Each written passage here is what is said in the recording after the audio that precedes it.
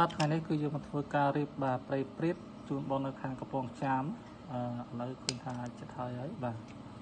ហើយព្រៃព្រាបនេះអត់ពិបាកទេបងប្អូនណាបាទយើងប្រើរ៉េធ្វើស្តង់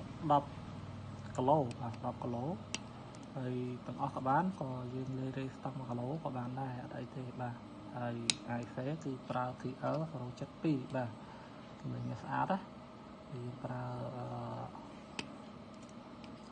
45-58សម្លេងវាក្រោម TL 072បន្តិចបងប្អូនណាបាទហើយយើងកាត់ជើងវាបាទហើយសម្រាប់ពុកម៉ែបងប្អូនដែលបងចង់បានយ៉ាក្រាមគឺអាចឆាប់ទៅដល់ជាយ៉ាក្រាមព្រៃព្រាបបានបាទដោយសារវាអត់ពិបាកទេងាយៗបងប្អូនបាទ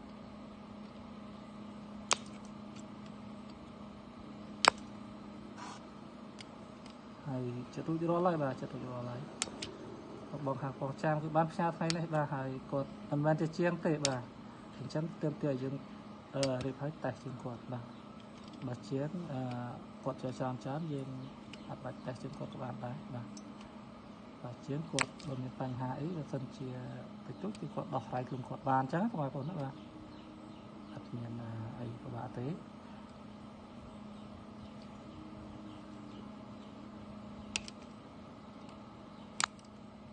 បាទហើយរូបរាងនេះគឺបែបនេះបងប្អូនបាទបែបនេះហ្នឹងគឺយើងរៀបហើយនៅតែ10 EC ចូលទេ